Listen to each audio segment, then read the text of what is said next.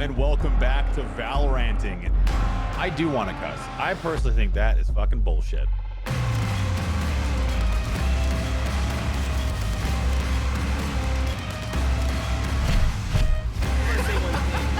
What can I do for you? What can I do for you, dudes? This is the best produced podcast I've ever been in.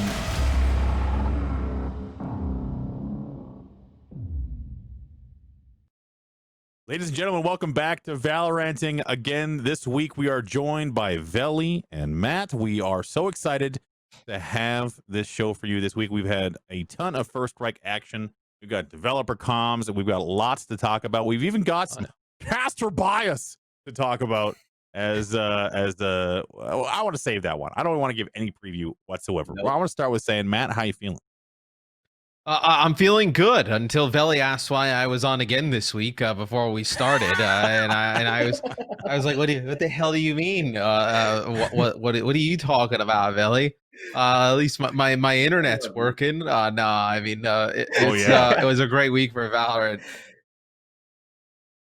Veli, explain yourself. Why would you know, just before we go live and to give some more exposure here, Veli's like, so when are we getting Pansy back? And Matt's just like, I don't know. That's maybe terrible right here. I feel terrible, but you know what though? I'm feeling good. News for the chat and production, they're excited as hell. I upgraded my ghetto flip phone internet to Fios, so I'm not gonna lag out or look like I have 2 pixels from my webcam. Sorry, that Fios is a Comcast product? Verizon too. Verizon? Okay, all right, just checking. No, I'm Verizon. I know they have that. It's all good. I was gonna say if it was a Comcast product, you would have to, you'd have to just, you might have a new box sitting on your table. We'll see what happens. Regardless of Veli's internet and the personal slights toward the rest of the cast, let's talk about developer comms. We've had some more asking Valorant. It's happening, and let's see what we're asking this week. Patch stability has been really bad these days. What's going on? Yeah, this one stings. Our day 0 patch stability has honestly been far below our own expectations recently. That's all I need to read. So like it's one of those things where we're like 1.11. It's a hot topic. It just really it did happen recently, I should say. However, I will say that instability sucks. You never want to see it. Yes, it's easy to get mad about it, but at least they've been communicating and addressing those issues. I also noticed the last patch dropped during the NA qualifiers, but then got rolled back. Do you think patches during esports things are disruptive?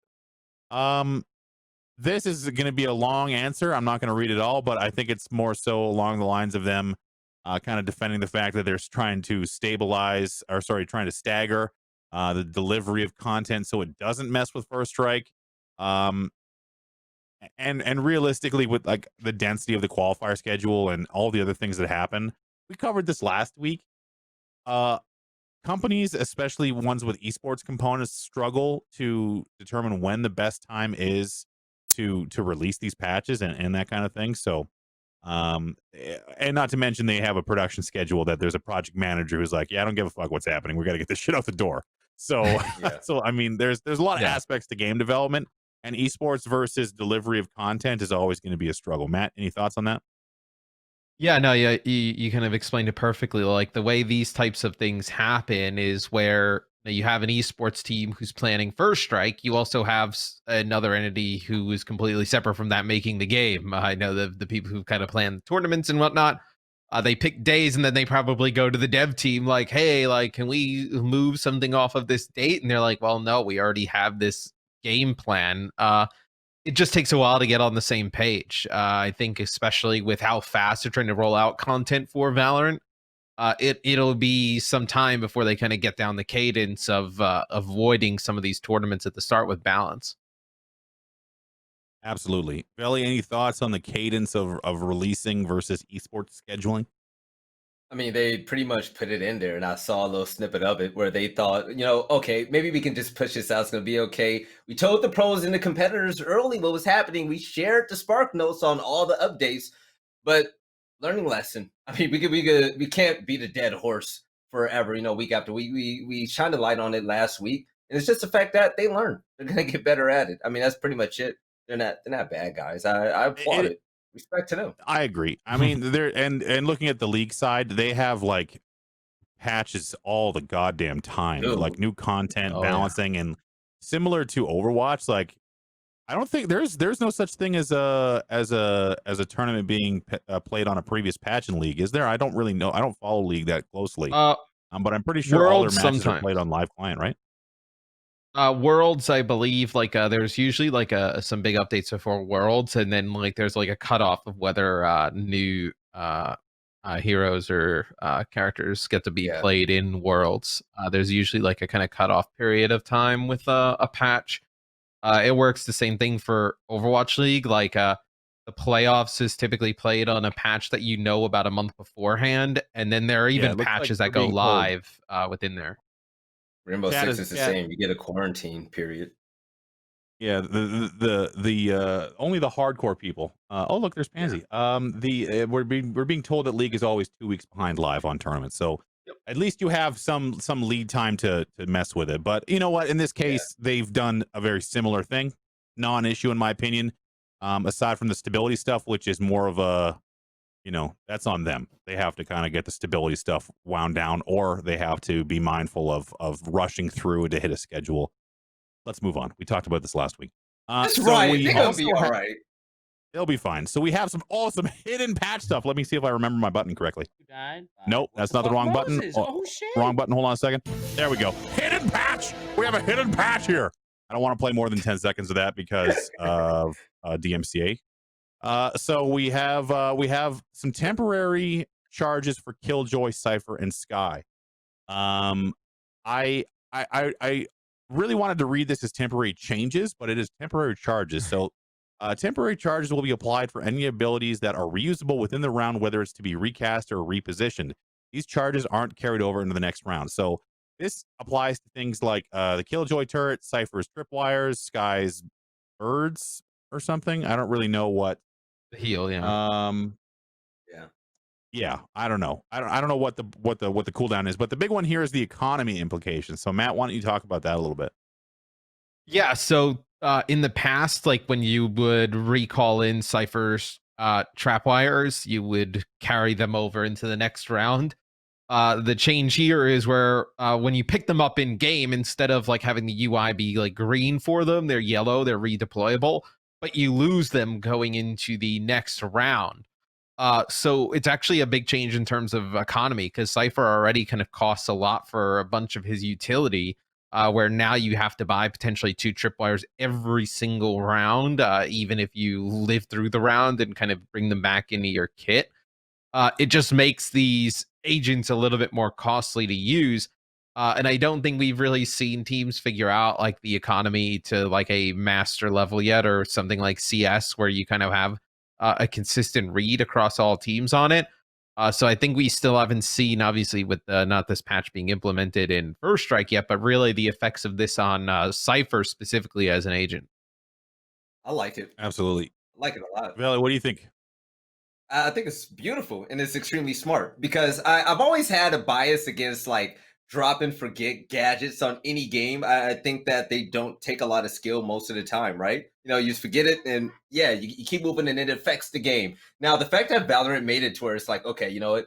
You're going to place it down, but we're going to let you pick it up and reuse it during the rounds. But guess what? You're going to have to buy it again, be smarter with your utility. Because the thing is, in this game, we see it. Like, I even spoke about it. I hate the fact that Raze is used a lot of the time as like an intel agent. It's because you toss such good important utility that just might not have an effect in the round. So it makes you smarter about how you're going to use it and make the most of it. And I think it's okay to me. Like I really don't have an issue with it at all. It's fine. It's smart. Be good with your money. So now, basically, my only concern is the recycling implications, as now all ciphers are not going to be encouraged to pick up their trash they leave all over the map. So I'm concerned about that. No, but realistically, I think that this is just part of, like, there's been some low-key economy tweaking happening. Now, they made the round-to-round credits changes not too long ago, and now having the Sentinel, which has been a mainstay in almost all compositions as of ever.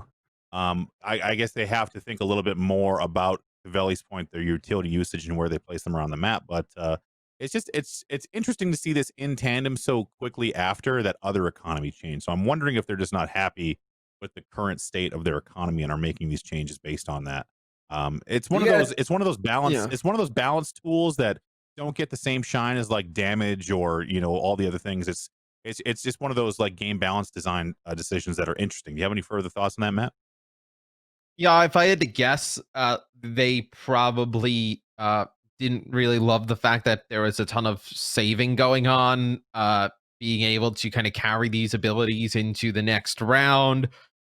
You could kind of recall your alarm bot, wait for a bit, traps, and then kind of have them again. That there wasn't really that much of a punishment with the economy. Like you always had a chance to whether it was like a half buy or whatnot.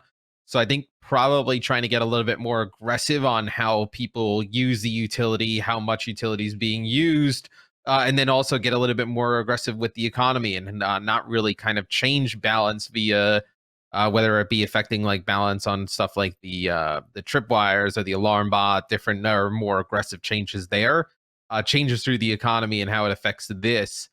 I think it's quite aggressive. I mean, we saw them also go aggressive though with the operator, right? With the $5,000 price.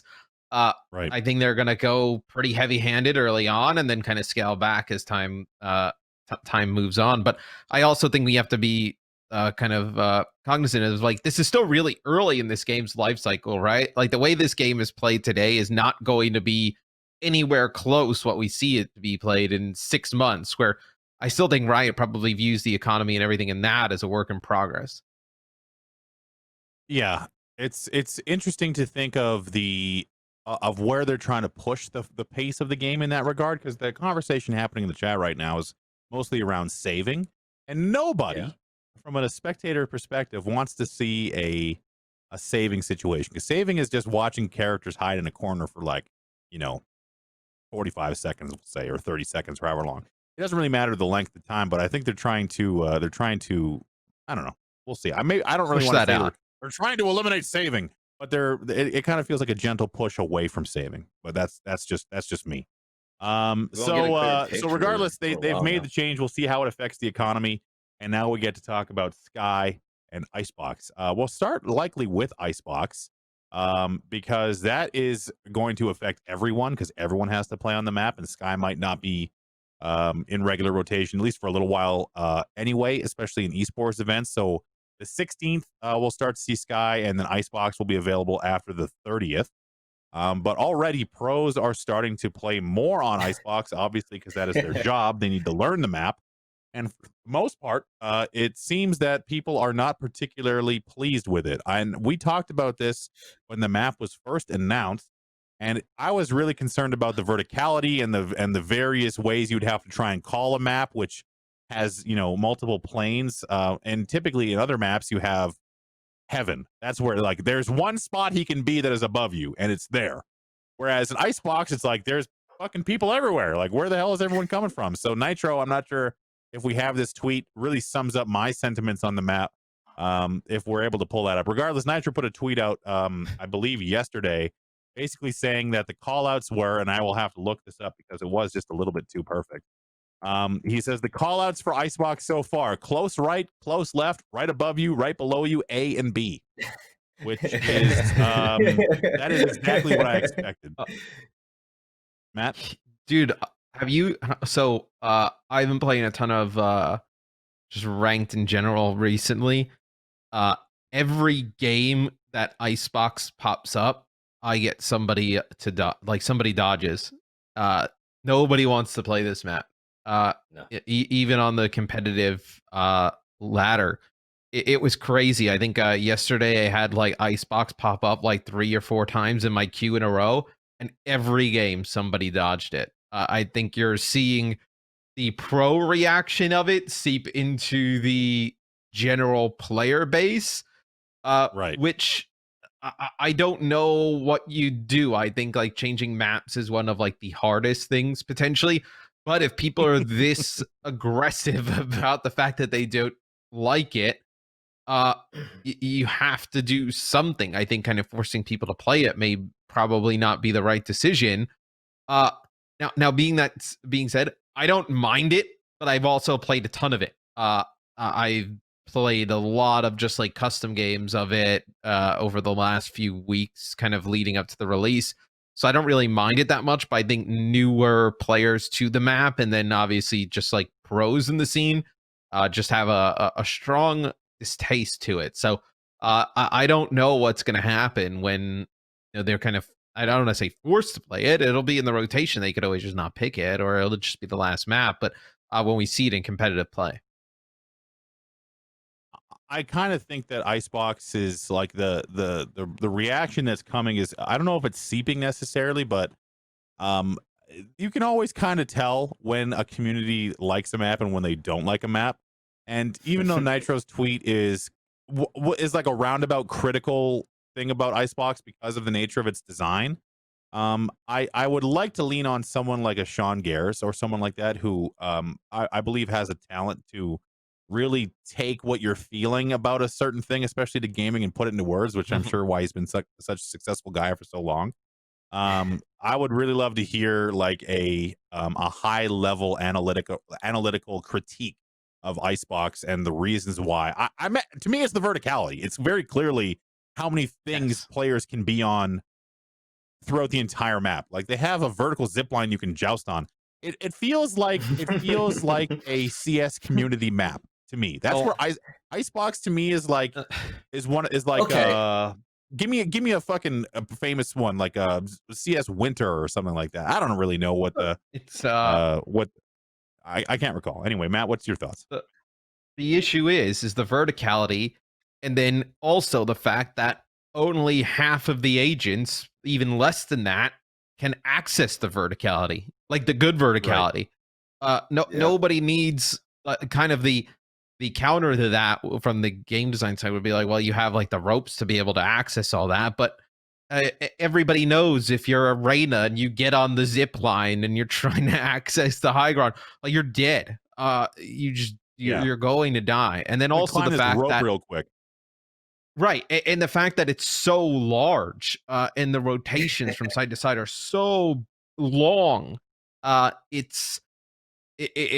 plays very different than any of the other maps, and I think it leans towards some of the more dangerous aspects they've kind of had in some of the other maps. I think people have complained about, where I think that's kind of where the complaints from. But I would agree with you. The main point is the verticality. The cover and the verticality, everything in regards to that, and then how some agents can access it just naturally and some can't at all. Can I play devil's advocate for a second? Of course you can. Sure.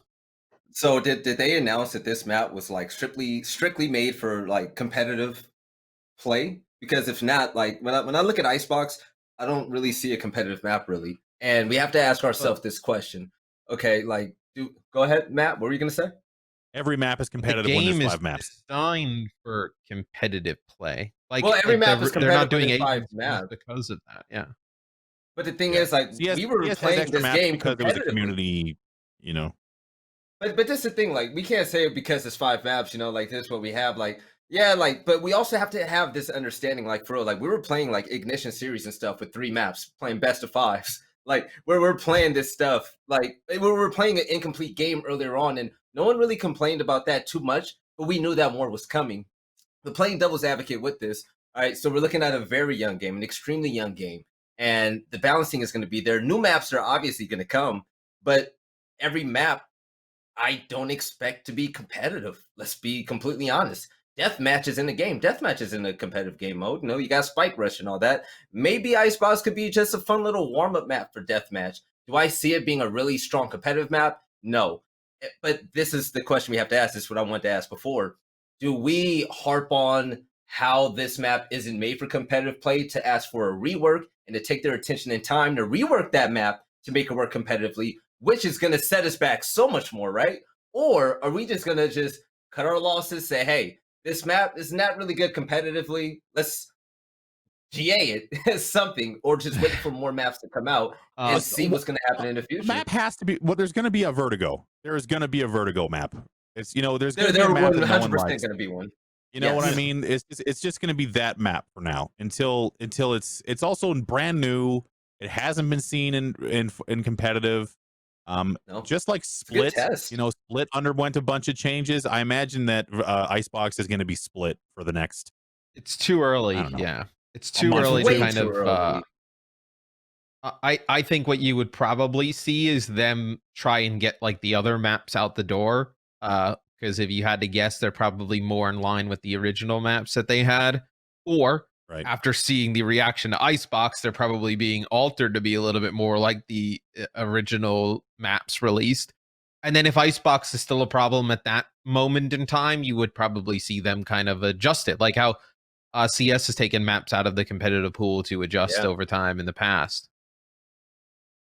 Oh my God, is it my internet today? What is happening? Your internet sucks now. Yes. Oh, it's contagious. It's illegal. I must be down. What's happening? Okay, well I'm gonna in 180p. Daniel. I want to say so. Pansy's currently defending Vertigo, but I would love to hear the opinion on COD's map changes as well in that regard, because Modern Warfare stepped away from the standard map layout, and not everybody, a lot of people really didn't like it. So there is something to be said about sticking true to the formula, and there's also something to be said about changing the approach or kind of fine tuning as the time goes along. There's no formula to Valorant yet. Like no one knows like the stone cold hard fact formula. But the thing is, it's two sites and like three and like a mid and left and right, in my opinion. But do you know the next map that's coming out? Yes, I do. Next agent? It's called. Oh, you do. It's called Moses. Okay. Maybe I think though that they an optimistic stage in my life. Go ahead, Matt. Yeah, but like I think they've made a point, at least this far, to kind of push the boundaries of what we've seen in tactical FPSs in the past, where they're trying to push I think they push it as far as they can go. I think in terms of map design, with like the verticality of Icebox, I think maybe for this player base they have. I mean, personally, I don't really mind it. It is like obviously a huge change off of the other maps, but I don't think it's that bad. But I'm also not playing it as a job, where I probably would be super angry about it. So I kind of see both sides here, and I also think it's important that they try and evolve the map design over time, because they can't just keep releasing Ascent with different artwork with different like choke points the whole time. I don't think people would want that. It's a deathmatch map over and over. It's a deathmatch map. Reskin it over and over. So I also have like a tick on the design side, is that pros historically will not moan. I'm not going to use that word, but they will try to keep their environment as comfortable as possible for themselves, because that is the safest way for them to perform. And when a new map or a new agent comes in, more often than not, you're going to see some friction. Either the agent's too strong or the map sucks is kind of the typical thing you see. So they have to learn it. It's the unfortunate part of the job, is sometimes you have to learn a video game map that you're not particularly interested in, and this is kind of the way she goes. I do hope they provide valuable Matt, feedback. while you condense your thoughts on this one, because we do have one other thing I want to talk about before we get to the segment. So very quickly before we're done. I hope they do give valuable feedback, though, the pros. I think in games in the past, when the pros don't like something and then the developer says, well, what's wrong or whatnot, they just say, well, it's bad. I hope there is more kind of constructive feedback given by the pros with things like this in Valorant. Why not just tweet? Easy. So as far as the changes go, we'll have to see. I hope that Icebox gets some regular play, because it's just gonna be fun to watch, even if it's fucking dumpster fire. So we also have a very short. I'm not sure if we do. Is this patch 1.12? There we go. So as mentioned in the recent Ask Valorant problematic patch, blah blah blah. Active rank badges are disabled in game while we investigate a potential issue where they may be causing performance hitches in game. Rank badges are causing hitches. Shout out to Kevin. I don't know how you find that out, but good job, Kevin. Observers no longer hear ping audio. That's good. Thank God. Social updates, quality of life, bug fixes. A little guy, just a little baby patch with a couple of things in there. It looks like there's a disconnect that I think the pros were experiencing. I saw about on Twitter last week. So yeah, little tiny baby patch, and that's what we get this week. So let's talk about First Strike.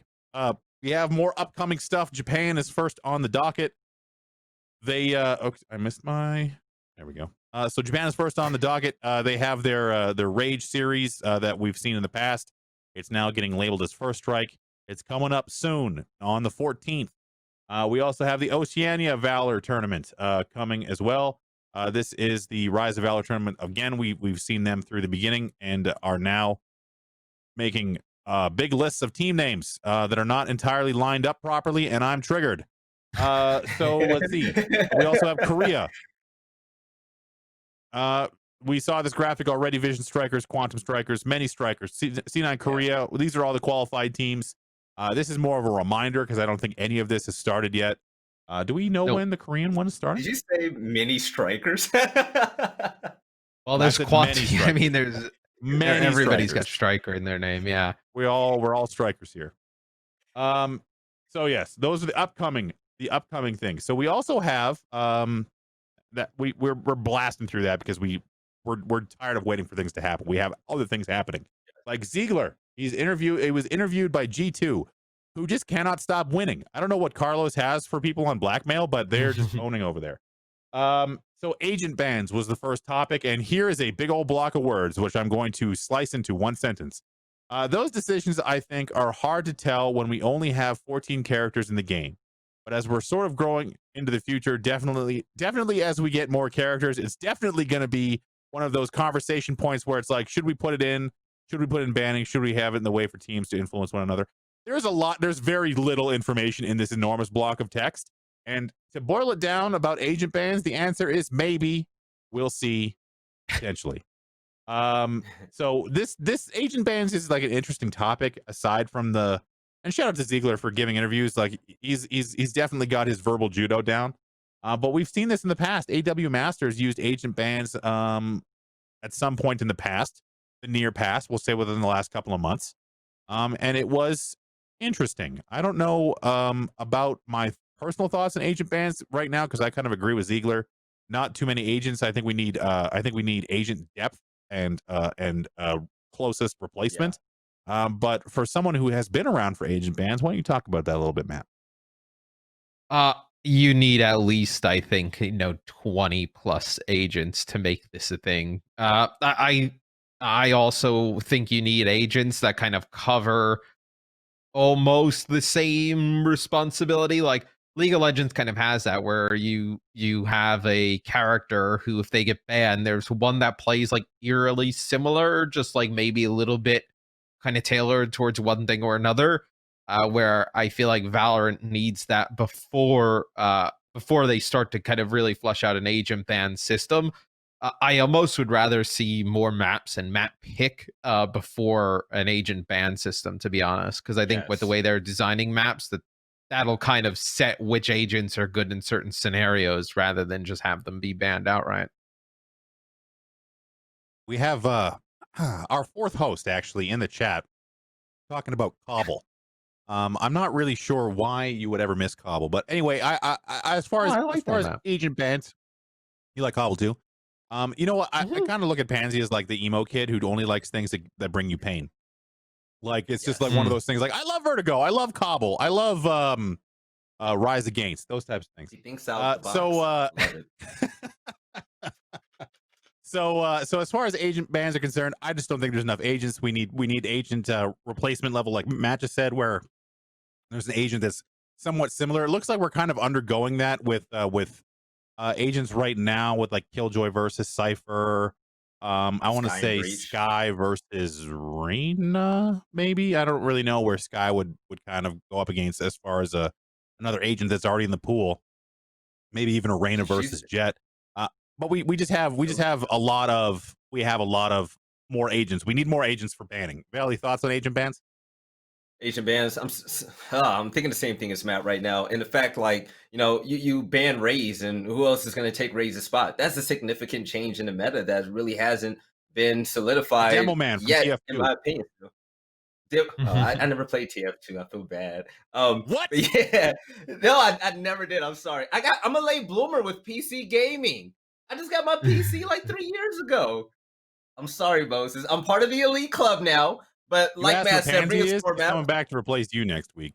That's fine. Hey, but we have, what is it, like 13, 14, 15 agents yet? We still need Like more. 14 right now. Like Matt said, Overwatch, I think Rainbow Six does it better than Overwatch, to be completely honest, because you actually have a 1A and 1B for different type of operators, but they have a very slight difference. But it's like, okay, you ban him and you got to play, you can pick this character, you can play it, you can play that role, but it's going to be drastically different, but not too different to where it's like, dang, I missed that character. It's kind of like League of Legends, right? So that's going to be exciting, but we're starting to see it now. I think the reason why I said Sky and Breach is the fact that they're utility dump agents, in my opinion, and especially with what they do. So you're starting to see kind of like an offset agent balance coming in. Can't wait to see when the next ones are going to come in, to be honest. But I like the fact that they're doing it 1-1 and not any more than that, because that would be excessive. That would be miserable for them. I think so too.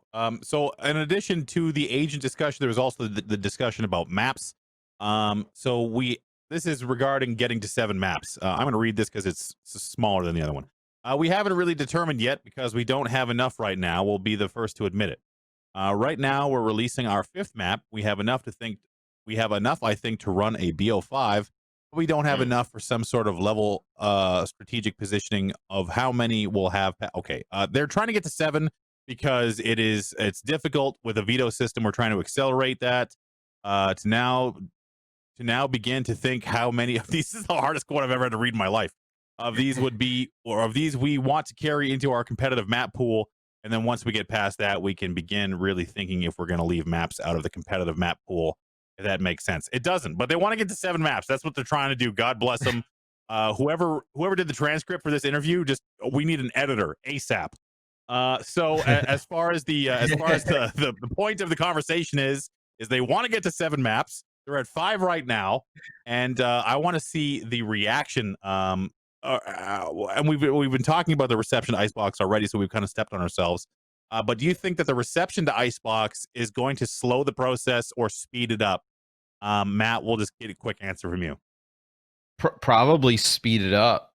If I had to say, you kind of notice mentions in this, like whether the maps are in the competitive map pool or not, where maybe they kind of see the reaction of the player base and the pro player base around Icebox, and maybe they think, hey, this might not be a map for the professional level, kind of like Veli said, where maybe they're kind of speeding up some of the process and some of the other maps so they can kind of take this one out of the competitive map pool and work on it a little bit. So if I had to guess, it's speeding up the process.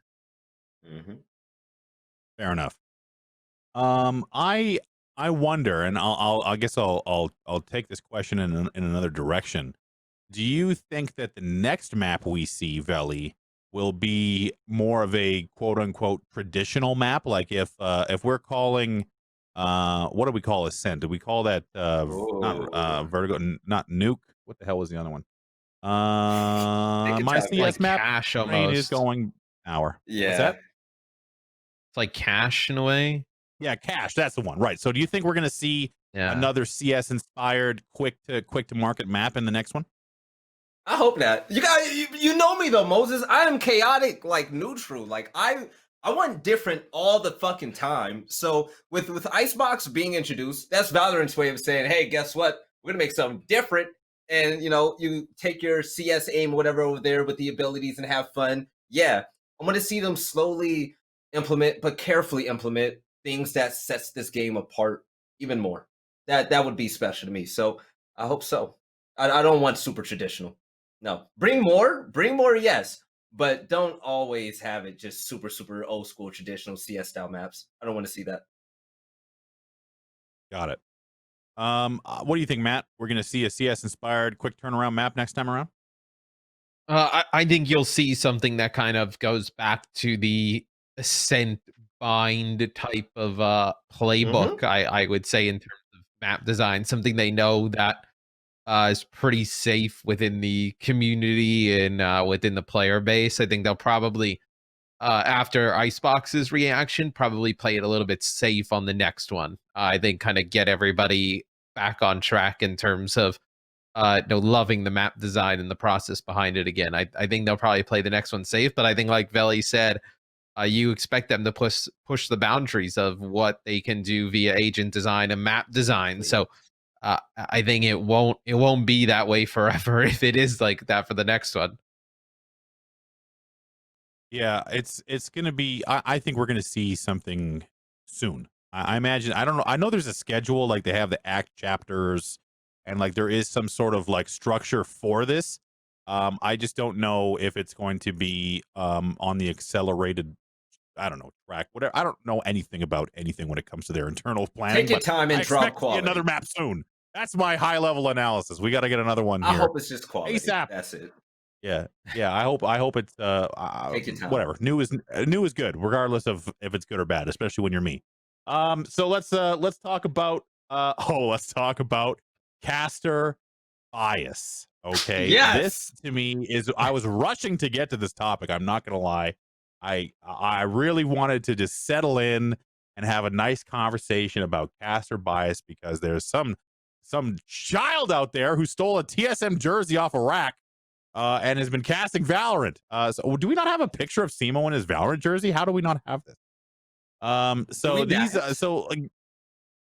We need a picture of Simo in his TSM jersey. Okay, so what happened was our pal Simo was outcast in some Valorant for the qualifiers, and he made the unfortunate mistake to wear a TSM jersey while casting, which is just an absolutely terrible thing to do, especially because casters cannot be fans. We all know this. Caster bias. So let's talk about this. This is one of those Radiant Noob downvoted type of things. So we're going to start with the person who might have a brain in his head. These threads are mostly Karma fans, or whatever the orthodox opinion of the day /sub is. If it was anything else, you wouldn't see any genuine discussion get downvoted into the ground like you do in these types of places. In a separate thread, someone said, "I like Simo. I think it's overblown, but I do agree it was bad this cast." And it got downvoted into oblivion. Opinion checking and karma farming. That's it. So I agree. I mean, and I'm joking. Of course, casters are fans. Of course they are. We all have favorite teams. We all have favorite players. And back in the day when Simo was responding to every tweet on the internet, it was very clear that he was a fan of Wardell and TSM, you know? So I don't have a problem with it. And to kind of set the baseline, Matt, before we jump further into the discussion, do you think that there is a problem with casters obviously being fans of a specific team? I don't. I mean, casters are fans of specific teams and players and whatnot. I think as long as it doesn't take away from the actual game and like the narrative and what's actually happening in the game, then it's fine. I think sometimes people jump on this stuff too quick, especially on the Reddit communities with casters, right, when like there's nothing. He's wearing a TSM jersey. Like he looks so cute. Yeah, How can you hate him? Look at him. He's like, I think, oh boy. We were talking a little bit before. I think he should have doubled down. He should have just just started throwing on more TSM stuff. I would have changed my background to some TSM thing. I would have put on a hat. Yes. I would have just went all in on it and just dominated it. I would have done the same.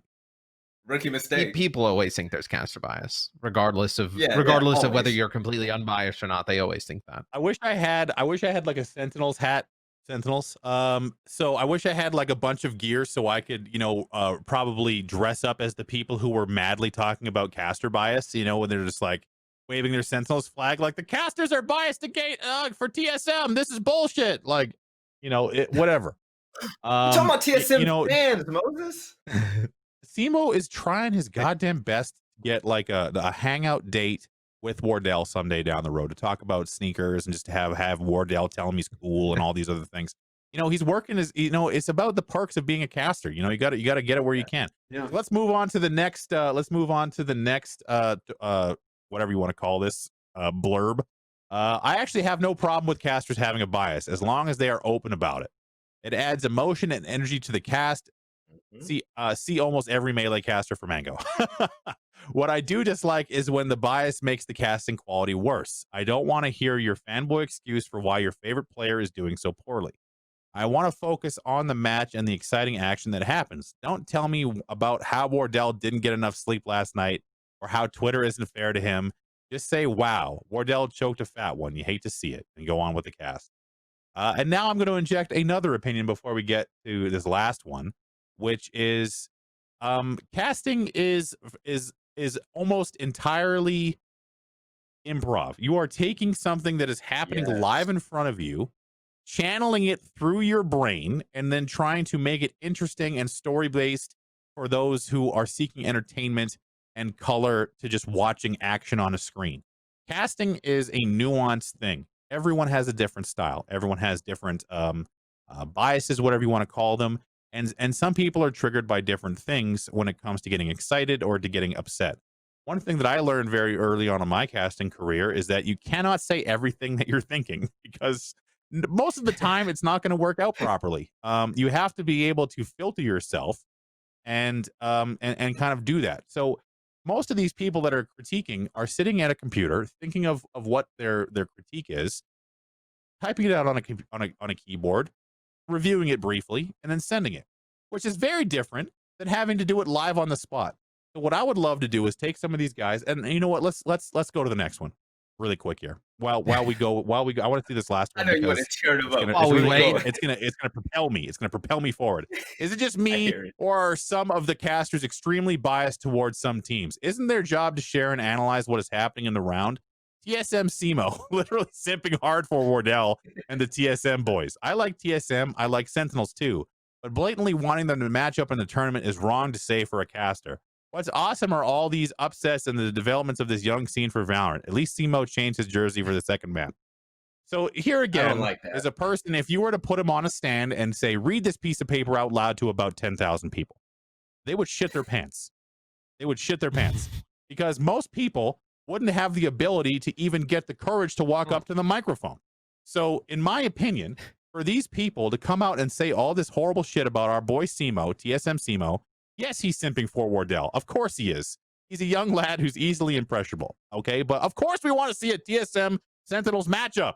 It's exciting. One of the biggest storylines in all of Valorant early on was TSM and Sentinels. It's ridiculous. Get your shit together. We're trying to talk about storylines and all this other stuff. You know what I mean? So yeah, it's about analyzing and sharing your thoughts, but it's also hard to do. And sometimes you have, look at him. Look how sad he is. Look how sad he is. Like he had his TSM jersey on, and you took that from him, chat. Simo, also as an aside, don't change the jersey. Put a fucking hat on. Put a banner up in the background. Lean into it. Yes. Lean into it. Yeah, own it. Okay, Matt, we'll start with you. So what's funny is I think what some people would want from casting would actually, they would see the end product of it and it would be worse than what they wanted it to be.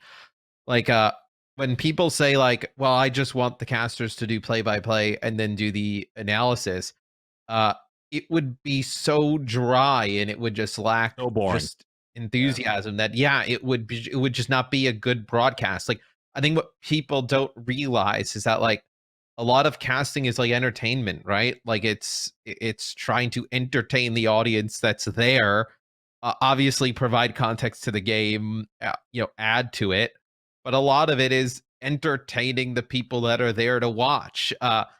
When people always say like, I want more analysis, like you can't fit all of that in a round. You can't fit all of that in a map. Like there's a reason, I know shows like this exist. There's a reason people do VOD reviews. Like that's the type of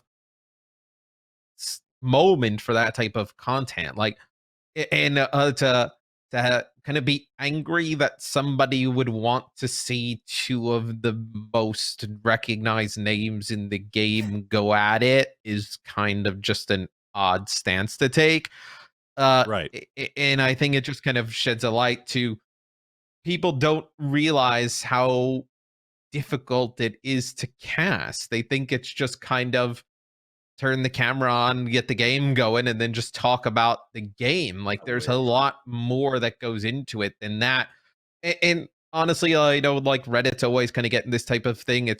I always tell Mitch, Uber, the one that I cast Overwatch with, it's all like cyclical, right? Like, this month they love you, the next month the same thing that you were doing that everybody loved, they're bored of. Then you keep doing the same exact thing, and then 2 months later they're like, oh man, he's so good again, when you actually change absolutely nothing.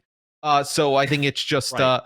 it's a process that Reddit and fans go through. You have to, I think, as a caster, just rely on the people in the industry, the people around you that you're doing a People good that job, actually know what the fuck and they're to keep talking on the about. course. Yes. Yeah, because I think a lot of people do kind of get sidetracked with a lot of this type of Morons. conversation on the internet, and then they try and change Yeah. when you're on the right path, you're doing the right thing. The worst part is most of the time you are doing the right thing and you are on the right path, and people kind of get sucked up in that when you just have to do what works, do what your fan base really loves and appreciate, and eventually it'll catch on. Moses. Veli, as someone who's never experienced the accusations of bias or anything else, I want you to take this next 1 minute and tell me exactly why Sentinels is a good team. Go. Sentinels is a good team because Trash you got Trash the Caster. Sorry, you took too long. He had to pause. Obviously, you're bad. I've determined, having knowing nothing about what you were gonna say, just to assume that you're gonna be biased and that TSM is better. So why don't you respond to what Matt had to say instead? No. You know what this is? You know what? I feel like Simo and Doug, they're looking at this the wrong way. And let me say this, okay?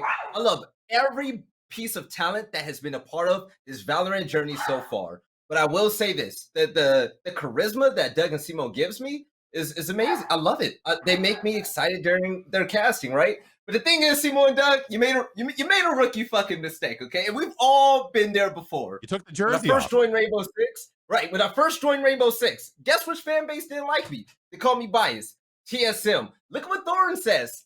Everybody knows TSM fans are going to be like that, and fan bases of teams that you talk down about are going to think the same. So you're going to have to look at it in a progressive way. You know what? You're not going to change them.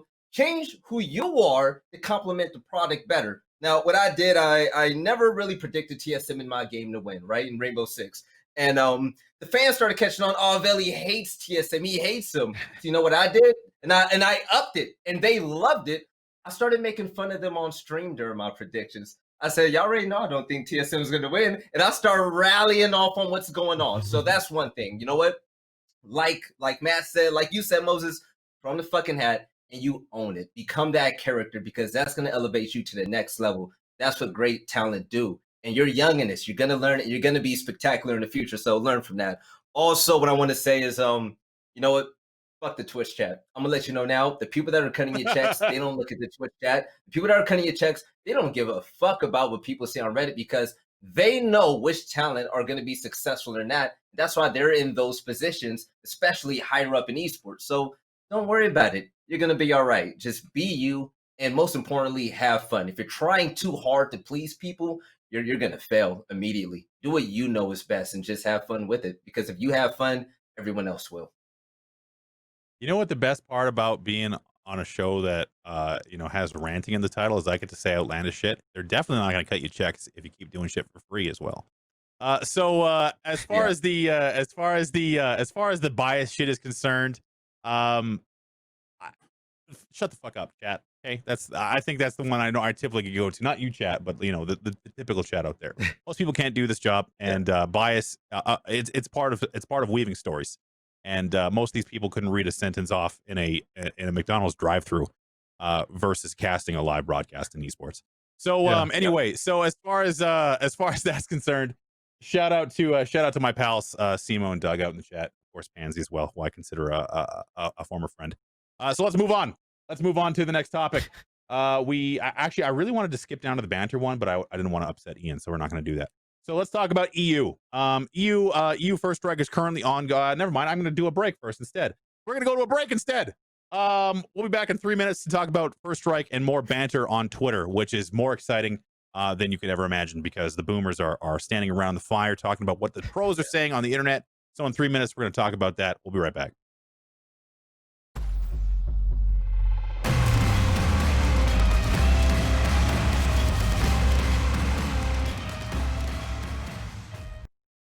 Welcome back to Valoranting, and it is now time to get into the meat of the matter, which is First Strike in Europe, which is currently in a best of one qualifier. A lot of teams have qualified already, some of your favorites. So let's talk about first the coverage, which is a bit of a question mark. You are not allowed as a content creator, community caster, etc., to co-stream First Strike. And they say, unfortunately, which is just right a kick in the balls. Why even put unfortunately in there when you had the choice? We're not permitting co-streaming for the entirety of First Strike Europe. I disagree with that personally, but from a professional standpoint, they are trying to capture as many live views on their stream as possible for monetization, which is the reason why it's happening. However, in an environment where you have Myth and Sean Gares and so many others having community watch parties, which drive massive interest in the scene, by the way, it is not very cool to see. So we'll start with Matt. What are your thoughts on the coverage restrictions, knowing what we know about how the industry works? They're Maybe trying give us to some more stop illumination there. trying to stop Sideshow and I from being live and watching the games. No, I think you expect this. I think like you said, especially I think when you go from different tournament organizer to organizer. But I also think people have realized that it's not as much as like you would like the individual stream number to be high on, let's say, the Valorant Twitch or whatnot. It's about just the overall viewership of the game in the section. Like if people want to go watch Myth, watch TSM, who cares? It's people watching Valorant. I mean, I think that's kind of what the most important thing is right now. Who cares where they go to watch it as long as they are watching it? Now, that is a different POV than if you're the tournament organizer and you're paying the money and you're figuring out how to run it. You need the viewership on your own channels, right? But I think if you're Riot, you're just the general game, wherever people want to go to watch, they should go to watch. We've seen some more of this for like a Overwatch League as well. Like Avast does a really good like companion stream. And then even for Overwatch League, they've done work with the teams where they do individual ones, where like the Dallas Fuel have done some really cool stuff. Me, Sideshow, and one of the game developers for Overwatch, Scott Mercer, we got to watch a game together and kind of talk over it. So I think there's a lot of positives to co-streams and companion streams. I think it's just more for the future when Riot is directly controlling the broadcast. I kind of think of this Valley like the Nielsen rating system, where they have like the per household viewing, and they could say like when they basically say that we have X amount of subscriptions means X amount of viewers in a subscription model like HBO or otherwise. Oh, we have a dog in the cam. Just bring him up. Let's see what's going on here. He was sat here just staring at me for like 5 minutes, so he just wants to say look hello. at that. Oh my goodness. That is, look at the kids. Stop the show, everyone. I don't even know what I was saying anymore. Stop the show. But yeah, that is just absolutely precious. Just precious. My dogs, if I pick them up, they look at me like, "What are you doing?" So as far as the individual households and stuff, like you're always going to have, you have the potential for families to be gathered around. And in the internet age, you have much easier tracking in that. Like if you can say, well, Myth was watching this from X amount to X amount. I mean, you could technically say that he's bringing in another 20,000 viewers into your mainstream if that's all he's watching. Obviously he's going to pause through the ads and stuff like that, which, you can maybe have some agreements there. But instead of saying no co-streaming, we want to have all the traffic come through us. More is better for when it comes to eyeballs, in my opinion. Veli, do you agree or disagree? More is always better. But then this is my question to really formulate an opinion about this whole matter, right? Matter.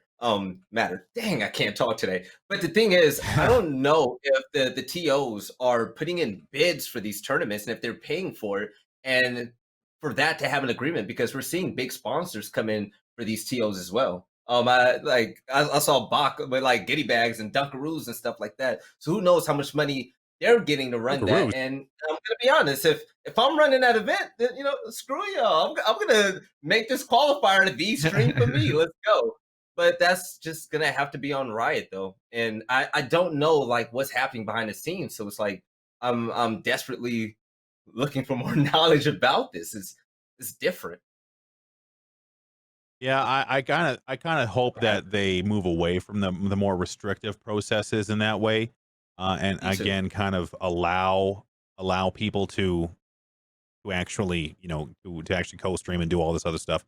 So it's one of those things where it's going to be a stumbling block. There's certain people have certain, especially when it comes to advertising, certain opinions on what co-streaming does or does not do for a broadcast. But in my opinion, it should be allowed because more eyeballs is better.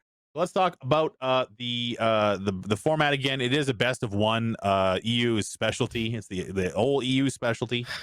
Best of one. So we've already seen. Let's take a look at the bracket. Some updates. Mainly everything you expected to happen did happen. G2 went all the way through and qualified. This is a different bracket than I expected to look at, but that's fine. A lot of this stuff is actually done. Yeah, so as far as I understand, but like the G2 need more DM. These guys, I believe, did end up qualifying. I can't recall, but yeah, there's a lot of people that have made it. But the people who didn't make it is Guild. Let's talk about them briefly. Yes. Yeah. There we go. That's the one I was looking at. So let's scroll up a little bit again, and let's take a look at some of these results. So yeah, G2 went all the way through. They didn't drop a map. Nothing to explain there. That's what we expected. Need more DM did end up falling to Prodigy, which is a matchup with that we have seen in the past. So Prodigy winning that one does make sense as well. And as we move down, Opportunists, don't know much about them. We'll have to see how they do in the next round. NIP did qualify. Majalmo. So this is the one that was interesting to me. It has a few exciting aspects. The first one is they handed Guild their first loss in the opening round, which is just unlucky for old Guild.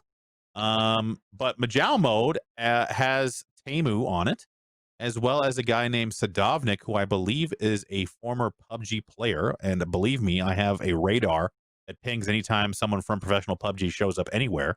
And with this team, they have some potential. So they've qualified, and I believe that was the only real upset in the opening rounds, unless there's someone else in here that is standing out to you, Matt. Team Liquid qualified. Team Queso, love Queso. Don't know anything about that, but FPX also qualified. And then Purple Cobras, which has Hugstar on there. No Penky. These are all teams you expect to see. Big Clan got eliminated, but we don't know anything about them. Summon FC. Yep. This is what happened. All right. Free scroll, Daniel. Your weapon's free on the scrolling. There we go. Everyone else has qualified. So Matt, looking at the EU stage, this opening stage, any thoughts? Well, my initial thought is like I hate best of one. But outside of that, I think Majal Mode is definitely like the one surprise out of all of this. It was quite funny. We were recording yesterday, and I saw a tweet that like Guild was in OT, and I was like, oh man, I wish I could watch this game. Like nobody's broadcasting the game. And Taimu is an Overwatch player, one of like the most known players in like the history of Overwatch. He had in his title like, "Oh, streaming the EU qualifier," and in his thumbnail, he was in OT. I was like, "There's no way!" And I turned it on, and sure enough, it was the game where they were able to take down Guild in a very close match. And then for them to proceed all the way to qualify, that's massive for that team. Taimu playing the Cypher for this squad.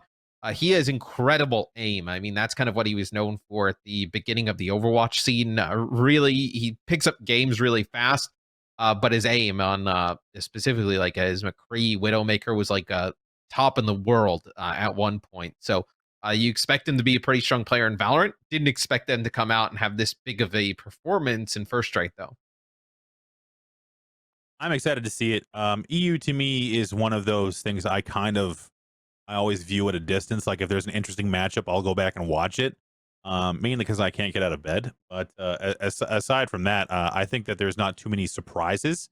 And realistically, I think these teams are. I wonder if this best of one gauntlet they've been running the last couple of months, Valley, has just made them ultra sharp. What do you think? I don't know. It's either ultra sharp or ultra annoyed. I mean, let's be completely honest. Like other teams could have really jumped up the ladder by now, but you really don't get the best out of the best of one. So, like any type of argument from that, or like any type of analysis anybody would want to do, this isn't the real level of competition that we should be seeing in Europe, which is shocking because Europe, they put in work when it comes to esports. So why not give them the same system that we have here? I don't understand. Let those storylines develop. Who knows? Maybe those extra repetitions possibly see Team Liquid rise higher than where they currently are. I don't know, but still though, enough is enough at this point. Please, damn it, stop it. Best of threes. It's the way to go. It's competitive. So yeah, that's how I feel. It's gonna beat the damn horse over and over again. It's pretty Format annoying. aside, Guild lost, G2 won, Liquid won. The EU wheel keeps on turning. That's kind of what happened. So G2, to the shock of nobody, won their match, 13-4. God damn it, poor Penta, just got slapped. And G2 won again. Sorry, Liquid won again, I should say. Do we have a scoreline for them? Was it closer? I don't know. Easy one. Well, 13-7. Yeah, okay, fair enough. So yeah, that's it. So everyone you thought was going to win except for Guild won. Let's talk about the real region, North America. Nursery Games were in the top 16. Let's take a look at the final bracket as it was, so I can chat about it. So Renegades ended up beating Cloud9 and lost to Envy, and then Sentinels went up against T1 and beat them. TSM lost to 100 Thieves. That was I guess you could call it an upset. But it was a good match. The TSM 100 Thieves. I mean, that's a really good look for 100 Thieves, regardless of what was on the line. But they did end up losing 3-0 to Envy in relatively resounding fashion. And really, that is not more of a knock on 100 Thieves than it is a boon to Envy, who are gamers, man. They don't mess around. Not to mention they've had time now to gel with their changed roster and are owning. So more to watch from Envy. So Matt, we'll start with you again in this portion of the bracket. Anything stand out specifically to you that you'd like to talk about? I thought Renegades played really well throughout. I thought they played very fast, aggressive. They almost played. We were talking a little bit about it on me and Central the other day. Like a very Brazilian style where they pick a site and they play aggressive towards it and they take fights. And I think you saw that work against some of the teams in North America. And then I think you saw the potential of 100 Thieves. I think 100 Thieves definitely has potential to be one of, if not the best team in North America. It's just a matter of can they actually get there. I thought their performance was really strong, and I know you're going to hate this, Moses, but I thought T1 looked much better when we were. Hate it. Yeah, no, I just have a feeling, your caster bias just coming out for T1. They won games, Moses. They did win a game. looked better. So they still play just slow at times. But when they kind of played with confidence and would take the fights, that's when you saw them really start to shine. And like I know Daze was able to win a lot of aim duels, and they were able to pick up tons of rounds and even take a map off of Sentinels. So I thought those three teams had themselves pretty good brackets. Yeah, and T1, I have no problem. I have no problem with T1. I'm not biased, but however, I have high expectations of T1. And my expectation is, and I don't think we have the graphics, the bracket zoomed out a little bit for the how T1 ended up qualifying, but they ended up beating Gen G, I believe, to get that last qualifier, or to get their qualifier spot, as I recall, without having to browse the bracket. Oh, there we go. So yeah, we have T1. They lost to Complexity, and then they went down into the lower final to beat Equinox Esports and Gen G to qualify. And then ended up losing to Sentinels in the first round of the playoffs, which in my mind is kind of the T1 special, is kind of getting through groups, then losing in the first round, which they did do technically here. But, there's lots of games left to be played. I don't want to get too down on them for a qualifier situation, and obviously there's more to see there as they work on their roster strategy, Yeah. movement, aim, agent pick rate, and other things. Veli, what did you think of this playoff round with all these teams involved? I thought it was great. We saw a lot of things. The first thing was with TSM, and I'm going to be honest, it actually scares the hell out of me because they went from a team that had the meta defined where Wardell is just going to be better than you and your daddy. Like, it didn't matter who you put in front of him. But then, the very last map that TSM played before they lost, Wardell had, I believe, he had 10 engagements, 10 opening engagements, and he was only 30% on it. That's very un-Wardell-like, and we always question, okay, if Wardell isn't having, the best day ever, is this team going to be able to make it still, be top 2, still top 3, maybe top 4? That wasn't the case. But at the end of the day, it was all great competition, right? Also, what Matt said about Renegades, I was so happy to see Renegades make it. It was beautiful, man. Jocko, the coach, and I watched this team and talked about it when I covered Pulse when they played and did extremely well. It was always a team with talent, and I think I predicted them to make it out of groups. But I'm not going to sit here and give you guys reasons why I believe that Cloud9 should have won that game. And instead of doing that, I'm going to give credit to Renegades. I mean, Bergie's 3K to close out that clutch. We saw a clip earlier where the last double kill looked like a collat. That was beautiful, and it was the perfect combination. It was a perfect storm of just opportunities and everybody putting in work. So Renegades are going to be a team that's just going to be a dark horse. They bring something different. They have that umph in their play style. That's their identity to me. That's the best way to describe it. I'll break it down later. Ask Sideshow to do it. Who else? Yeah, Complexity. Go ahead. Go ahead.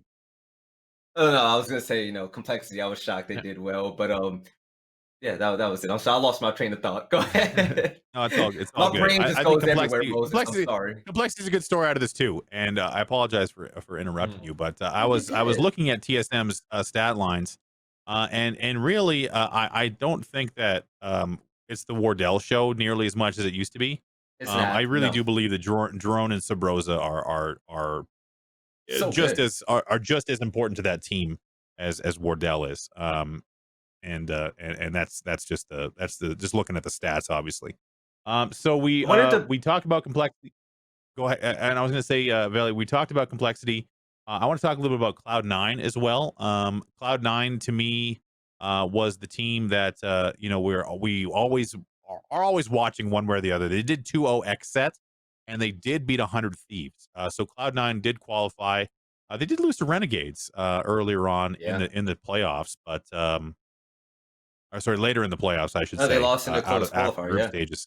Yeah. But they did end up qualifying regardless. But do you think there's anything to unpack here for C9, Matt, when it comes to the Renegades matchup?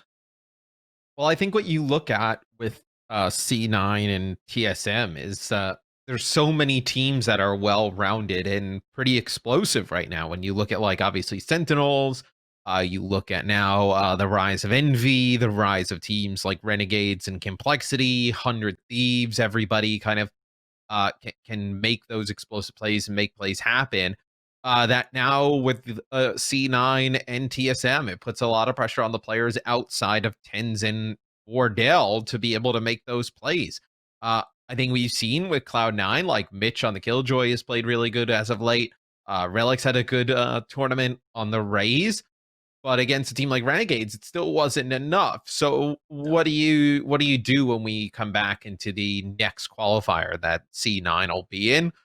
I think it's gonna be a changing time in Valorant for the NA scene, where you have so many of these new teams forming and really starting to hit peaks. I mean, we're talking about these teams. Some of the teams you didn't even see make it through were like, I know, FaZe, Immortals, NRG, and Box, who won like the Renegades tournament right before First Strike. There's still a lot of really quality teams on the outside looking in NA right now, where I think C9 and TSM need to take their games to even another level to keep pace. I wonder a little bit about the Ascent matchup being so one-sided for Renegades. Now, Ascent is a 75% win rate map for Cloud9, and they got pretty well dummied on the attack side by Renegades. So and Split was a lot closer, and it wasn't overtime loss. So you have to wonder if it goes to a third map there, what the result is. But ultimately, a 2-0 is a 2-0, and that's the way she goes. Now I'm Respect it. rapping. We did talk a little bit about T1. I don't think there's much more to talk about there. The team still has some work to do. They have improved. I know, and I'm not going to deny the fact they have improved. I think the changes they've made have been beneficial. But I Yes. wonder where the ceiling is a little bit for this squad, and where it lines up with a team like 100 Thieves, who is also fielding a, I'm going to call it a new roster. It's still in its not gestation, but they're still working it out. And obviously, a lot of these guys are fresh off from CS, like very fresh. So to have them performing, do we chart the trajectory of a team like 100 Thieves in the way that we chart the trajectory of a team like T1? Has enough change there, Matt, for you to think that they are maybe landing in the same area at the end of the day? I don't think they're going to land in the same area. I would still regard 100 Thieves like a tier higher than T1. I think with 100 Thieves, you can see that they have the talent to potentially be like the best team in the region. Whereas I'm not sure on that for T1 yet. Where I can say though is T1 is making big strides towards being able to really hang at that top level. That's what you saw from the qualifier. I think they looked really good at times, but they still kind of default an occasion back to this really slow play style. Spider in the same spots over and over Yep. again, where they're going to have to kind of break the mold of that. And they did it a little bit. It's just you need to see it more often. I do think, though, that they can get to a spot where I actually didn't think they could get to. I didn't think they kind of had that in this game to potentially hit. I know some of those highs, but I think they can get towards, your 5 through 8 knocking on the door to top 4 in the region. Know what the missed opportunity is? I cannot wait to have them explaining that to their investors. Be like, okay, listen, we've spent probably close to $1 million on this team. All right, so I'm happy to announce that we are knocking on the door of being in the top 5 of our It's region. early. It's early in the Still game. early. Just keep giving us those checks, venture capitalists. We got you covered. Don't worry.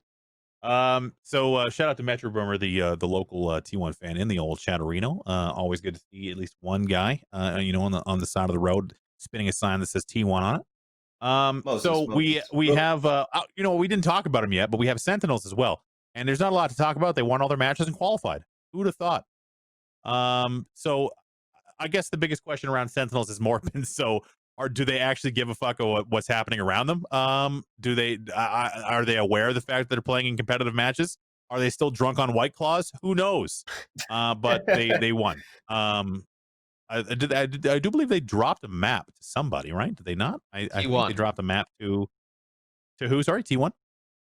Yeah. Oh yeah, right. That first match where they went like T1 went up 7-0 and it ended up being like 13-10 or something like that. They held on, yeah. Yeah. So T1, I think I ended up tweeting about that. T1 fans were, I'm sure, very excited for that match, and I'm glad they had that to hang on to. But Sentinels, they just did Sentinels things and they qualified. So Matt, anything we're not talking about Sentinels that you saw from them? So I don't. When they kind of like don't really care about the seeding and whatnot, I guess going into the main event, I think there's a valid argument that like the seeding won't really matter as much, because when we get to the main event, you're going to have Icebox, you're going to have Sky, you're going to have different balance. The game's going to be completely different than it is right now. So I think any type of, you still don't know, like, are you going to be able to pick your opponent or anything like that? We still have no clue. So I think in terms of like their mindset regarding the seeding for the main event, I think it does make a little bit of sense here, where and nobody knows what the game state's going to be. I know more than a month from now. So I totally get their mindset in this one, not going as hard for the seeding as some others. You're not good. It shouldn't matter. Yeah. I think so too. It sucks that sometimes players are put into a position where they're not really playing for, like, very narrow air quotes, anything. Yeah. But I would like everything to matter, but in some cases you can just, you know, get out there and have a little fun with it. It's like playing a pickup game. Like you still want to win, but you know, you're not worried about too much about what's going down. So final four, that's what we got out of all this is who is headed into the regional finals. We have a lot of these guys qualified for the next round. And it is going to be all the people you would expect to see. 100 Thieves. There they are. We already watched this a couple times. I'm gonna guess the next one. I think it was Sentinels, right? Did I get it right? Oh, we're gonna show us the whole highlights again. Hey, can we talk about the fact that Asuna is out of his goddamn mind? Renegades. That's who it was. Renegades. Asuna. There was moments where I was watching Asuna play, where he was just flat out slapping people. I can't wait to see more from this 100 Thieves teams, especially from their Zoomers. So very excited to see that. And at the result of all this, at the end of the day, the one thing we can always rely on is the fact that I completely botched that top four. It's the banter on Twitter. It's the banter on Twitter, which was wide ranging. So now I want to give you before actually we'll go right into it. So we have Dicey posting his performances against Wardell. 8 and well, did we not see the other side? It was just 8-0. That's it. Oh baby, an 8-0 performance against Wardell, which I'm sure is going to net a response as expected. Wardell would not just let something like that slide, and maybe he would even retain the bad blood for the rest of his natural life, like he did with Shazam. We also have C9 versus 100 Thieves as well. GG well played to 100 gimmicks. We take the series 2-1, and Asuna responds GG well played to Tens and Friends, which especially if you're Shinobi, it's got to piss you off at least a little bit. And then we also have Wardell and Food going at it. How are you so good one round and so Pepika the other? You either look really stupid or really insane. Sabrosa. I'm not sure if that's a Sabrosa quote, but I'm sure that's what Sabrosa said to him. And we also have Wardell against GOA.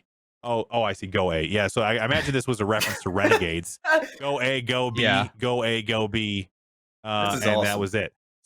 So I like to see it. So there's two angles here, Matt. And the first one is a bunch of boomers, specifically us, standing around getting really excited about this vitriolic. They're going at each other on Twitter.